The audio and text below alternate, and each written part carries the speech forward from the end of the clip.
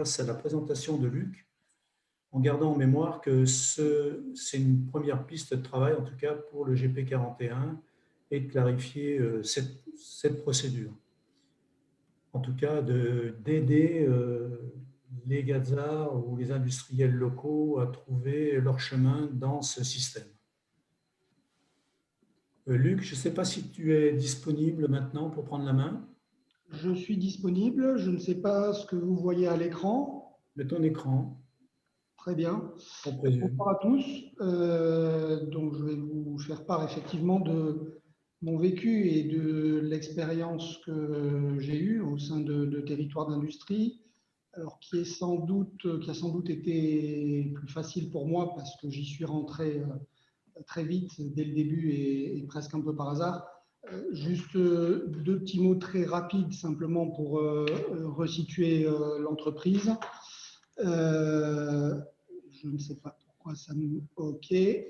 Donc, un premier point très rapide, et on ne va pas y rester 30 ans, sur ce qu'est le groupe CNHI et en particulier FPT. CNH Industriel, c'est un groupe avec 12 marques commerciales telles que vous les voyez, certaines connues, Iveco, d'autres Case, aussi bien dans le domaine de l'agriculture que de la construction, New Holland, idem, Magirus pour tout ce qui est véhicules anti-incendie, l'IS-Bus, 12 marques, 67 usines, présentes sur 180 marchés, plus de 60 000 employés et 28 milliards de chiffre d'affaires. Au sein de ce grand groupe, on a FPT qui représente 10 usines, essentiellement sur l'Amérique du Sud et sur l'Europe, des centres de recherche et développement. Ce sont un peu plus de 8 000 personnes sur FPT. Et puis, pour terminer brièvement cette présentation, avant de passer au cœur de notre sujet, FPT France, qui est donc composée, qui est une société unique composée de 2 sites de production, un à Garchizy, dans le 58, qui a la particularité de faire du remanufacturing de moteurs, et puis le plus gros des 2 sites, Bourbon-Lancy, un peu plus de 1100 personnes, qui produit des gros moteurs de 8 à 16 litres de cylindrée. On en fait un peu plus de 40 000 par an et ce sont 450 millions d'euros de chiffre d'affaires. Je pense que ce qui est intéressant dans ces informations, c'est malgré tout de retenir qu'on est le premier employeur privé en Bourgogne, parce qu'évidemment, dans le démarrage de ce qu'a été territoire d'industrie, ça a forcément eu un impact positif. Nous, on est rentré dans la démarche en janvier 2019, donc comme le rappelait Robert, initiative du Premier ministre en fin d'année 2018, qui se met en marche dans les territoires. Le Creusot, Gueugnon, Bourbon-Lancy, le Grand Charolais représentent un des territoires pilotes à l'époque. Et donc, on monte dans le train à ce moment-là, un peu par hasard, parce qu'on est dans le territoire pilote, parce qu'on est la première entreprise privée du département et de la région.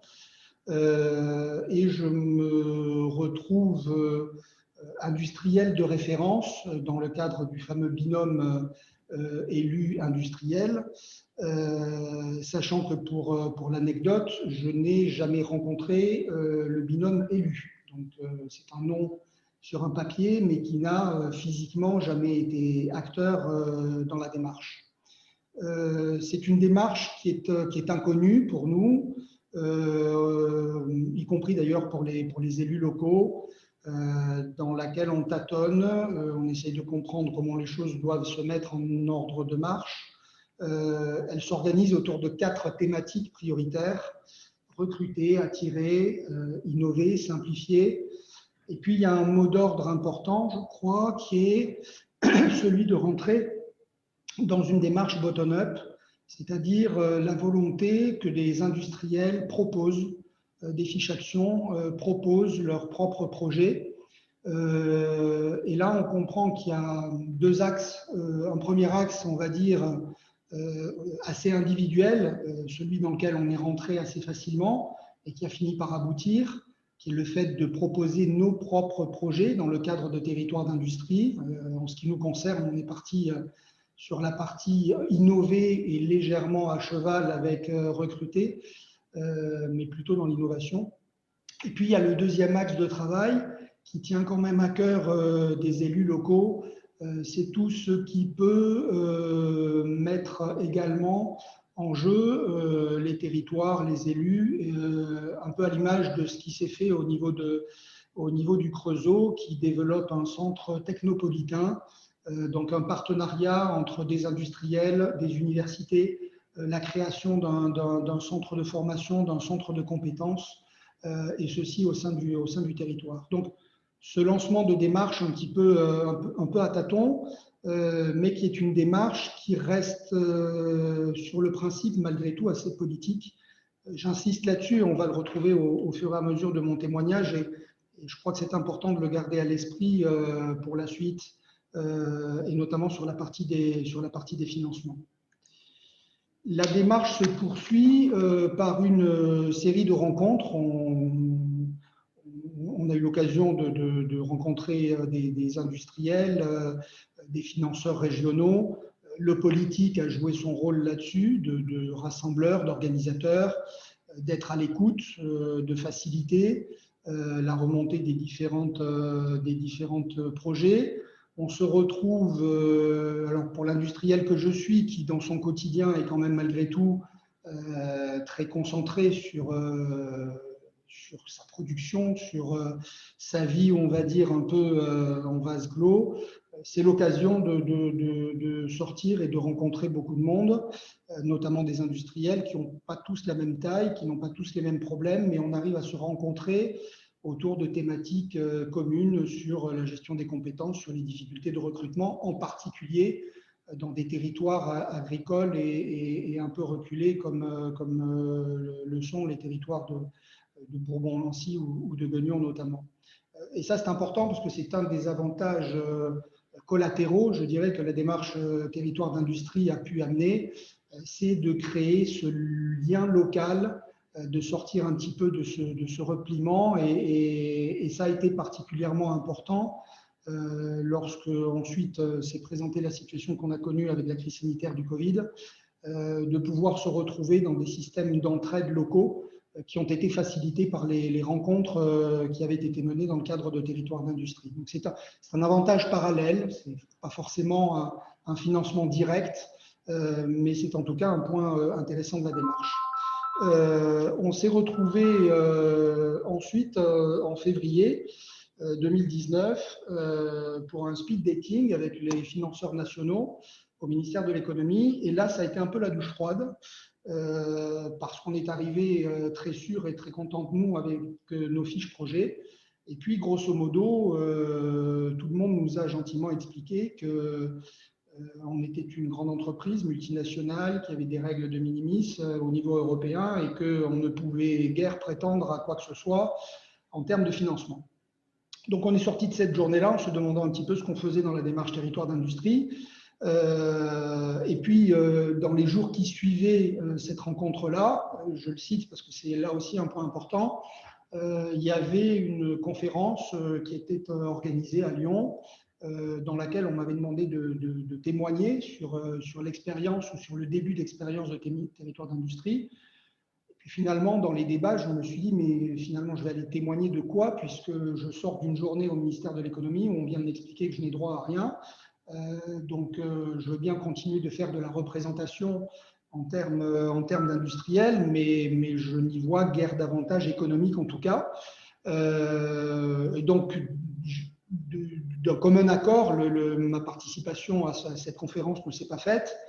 Et puis, le vice-président de la région, qui lui était présent à la conférence et qui ne m'a pas vu et qu'on connaissait, me dit à l'époque tu aurais dû venir, il aurait fallu que tu sois là, parce qu'il faut continuer d'occuper le terrain, c'est important. Et ça, je pense que c'est un point qu'il faut là aussi garder à l'esprit et qui a eu toute son importance dans la suite. Au 21 mars, on se retrouve au moment de l'Assemblée générale de territoire d'industrie au ministère de l'économie avec la ministre Agnès Pannier-Runacher, et on se retrouve à exposer un moteur à Matignon, un moteur de l'usine. Alors anecdotique, oui, anecdotique, sauf que lorsque l'on se retrouve avec le Premier ministre à exposer un moteur emblématique d'une production qui se faisait jusque-là en Chine et qu'on avait rapatrié à Bourbon-Lancy en France, ça marque. Ça marque les esprits politiques et ça les marque tellement que dans des conférences suivantes, on se retrouve les politiques, Agnès Pannier-Runacher ou le Premier ministre, à témoigner du moteur dans la cour de Matignon qui avait fait sensation, parce que ce n'est pas habituel que d'avoir un moteur de 9 litres de cylindrée dans la cour de Matignon, et en expliquant qu'en France, on a des usines, on a des entreprises qui sont capables de relocaliser de la production de Chine jusqu'en France. Donc un autre point qui marque les esprits au niveau politique. Et puis, juin 2019, signature du protocole d'accord territoire d'industrie pour l'Ouest Saône-et-Loire, là encore en présence de la ministre. Je dirais que les bases de la démarche territoire d'industrie sont jetées un petit peu à ce moment-là. Territoire d'industrie a ensuite permis d'élargir le champ. On a eu l'occasion à ce titre-là et au cours des rencontres que nous avons eues de faire la connaissance et de connaître Alliance Industrie du Futur. Du coup, on candidate au niveau de l'Alliance Industrie du Futur. On est labellisé, première entreprise de Bourgogne-Franche-Comté à être labellisée Vitrine Industrie du Futur. On se voit remettre le prix par Agnès Pannier-Runacher en juin 2019. On multiplie des rencontres. Pôle de compétitivité, CCI, French Fab, donc beaucoup de choses qui se font un petit peu de fil en aiguille. La démarche s'arrête un petit peu parce qu'on se retrouve à ce moment-là, ou peu de temps après, confronté au Covid, puis à des élections, donc avec des changements notamment au niveau des communautés de communes. Mais entre-temps, le chemin se poursuit quand même puisque on se porte candidat sur un appel à projet dans le cadre du plan de relance automobile aéronautique en juillet 2020, qui s'est ensuite structuré autour de France Relance. Et on a finalement obtenu une subvention de 800 000 euros sur un projet de 2,5 millions qui concerne un nouveau processus de test sur les motorisations gaz. Projet, et là je rebondis un petit peu sur la remarque d'Emeric, projet qui était déjà présent dans les fiches actions que nous avions remontées à l'époque de territoire d'industrie. On continue, nous, dans les activités de territoire d'industrie, en particulier avec la communauté de communes et les entreprises locales pour essayer de comprendre et de regarder à monter une plateforme de mise en commun de ressources, qu'elles soient matérielles ou humaines. Donc les choses continuent de se faire à ce niveau-là. Mais je dirais que dans les principaux enseignements, si je devais en tirer de cette démarche, c'est que ça reste une démarche pour moi politique qui, je dirais, on a besoin d'eux pour obtenir les financements, mais à la fois, ils ont besoin de nous pour pouvoir s'illustrer.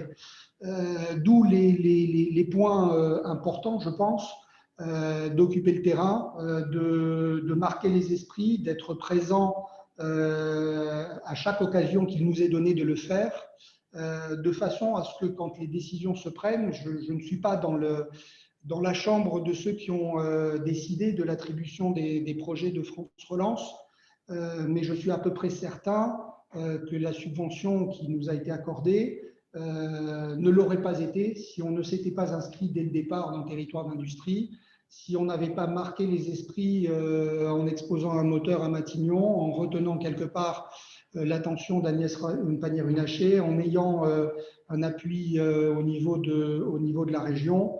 Et donc, je crois que c'est un point qui prend du temps, mais qui nécessite de se construire.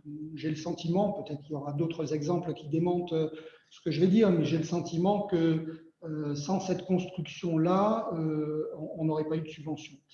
Dans les discussions que je peux avoir très localement également avec PSA, qui a un site de production, une fonderie à Ceffonds, à 15 km de chez nous, eux-mêmes sont dans des batailles pour essayer de récupérer des subventions. Ils sont dans un territoire qui, lui, n'a jamais porté territoire d'industrie. Ils ne se sont pas inscrits dans la démarche et ils sont face aux plus grandes difficultés pour arriver à récupérer quelques subventions que ce soit, tout en étant dans des problématiques de dimension d'usine et de besoins qui sont très similaires à celles que nous pouvons rencontrer, et en ayant les mêmes dimensions, je dirais, de multinationales et de groupes qui sont pour eux un frein, qui semble-t-il l'était pour nous au début, mais qui, in fine, se sont concrétisés de façon positive pour nous. Et puis, un autre enseignement que j'évoquais également, ça a été, au-delà des aspects de financement, un catalyseur dans le développement de contacts locaux, en partant du principe que le succès appelle le succès. Plus on est présent et plus les gens nous contactent et plus on se crée des opportunités de découvrir d'autres projets et donc d'avoir des apports également indirects dans des initiatives ou des projets qu'on va porter nous en interne. Et donc, une démarche qui s'inscrit, selon moi, inévitablement dans la durée. Alors après, et là aussi pour rebondir sur ce que disait Aymeric, est-ce qu'il est trop tard aujourd'hui? Je n'en sais rien. Moi, comme je le disais au début, j'ai eu la chance d'être embarqué dans le train dès le départ. Je ne saurais pas dire aujourd'hui, pour quelqu'un qui veut monter dans le train, comment les choses doivent se passer, comment elles doivent se faire et s'il y a encore cette opportunité-là. Moi, j'ai eu la chance d'y être au début. Mais c'est en tout cas une démarche qui, pour nous, a été payante, tant au niveau financier qu'au niveau, je dirais, des à côté que ça a pu et des opportunités que ça a pu créer. Voilà pour ce qui est je dirais, du témoignage de cette année et demie de démarche de territoire d'industrie.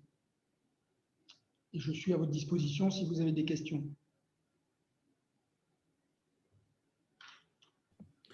Merci Luc. Je voudrais te demander, donc on pourrait conclure que, suite à ce que tu viens de dire, qu'il serait important de savoir sur la région quels sont les projets en cours et comment on se positionne vis-à-vis de ces projets, non seulement au niveau, comme ça a été dit dans la précédente discussion, connaître les interlocuteurs, mais maintenant c'est aussi savoir qui sont les prétendants au niveau des projets et pourquoi, qu'est-ce qu'il y a dans le pipe, quoi. Et cette question, je pense qu'il faut qu'on la travaille également. Alors, je ne les ai pas forcément tous en tête. Ceux qui se sont inscrits dans France Relance, on a du mal parfois à faire le lien. En tout cas, moi, je n'ai pas la visibilité du lien direct qu'il peut y avoir entre des entreprises et des projets qui se sont inscrits dans le cadre de France Relance et ceux qui ont été inscrits dans le contrat territoire d'industrie. Le contrat territoire d'industrie a fait état et a listé un certain nombre de sujets et de projets que j'ai, dont je ne connais pas forcément d'ailleurs le niveau d'avancement pour chacun d'entre eux, mais en tout cas la liste des projets qui sont inscrits dans le territoire d'industrie, je la connais. La liste des projets dans le cadre de France Relance, celle-là n'est pas officiellement, je dirais, mise en relation directe avec ceux de territoire d'industrie. Même si mon sentiment, et c'est ce que semblait dire Aymeric également, et que si on n'a pas été au début, on a moins de chances d'arriver à la fin. Donc moi, ce que je peux faire et ce que je suis en capacité de donner, ce sont effectivement les projets qui aujourd'hui sont présents dans le cadre de territoire d'industrie, ceux qui font partie du contrat. Par contre, je n'ai pas forcément la visibilité sur ceux qui sont dans le cadre de France Relance. Je ne sais pas si j'ai répondu à ta question, Robert. Oui, non, mais c'est toujours la même chose. C'est en fait, c'est un peu ce que je voulais dire aussi au début dans ma présentation. Territoire d'industrie a été initié avec une certaine organisation et une certaine logique. France Relance, qui est arrivé en 2020, a voulu accélérer. Et donc, ils ont repris des projets de territoire d'industrie. Donc, c'est pour ça qu'on voit une certaine continuité et que d'ailleurs, tu en as bénéficié avec la subvention là, de février 2021. Mais savoir comment est réellement organisée France Relance, c'est une vraie question. Et moi-même, j'ai regardé toutes les publications, c'est pas évident. Alors, on voit qu'il y a des appels à projets, donc je pense qu'il faut interroger le site du ministère, enfin de l'Agence aussi nationale de la cohésion des territoires, mais je n'ai pas trouvé encore la façon de faire. Donc là également, je pense qu'il faut qu'on réponde à cette question.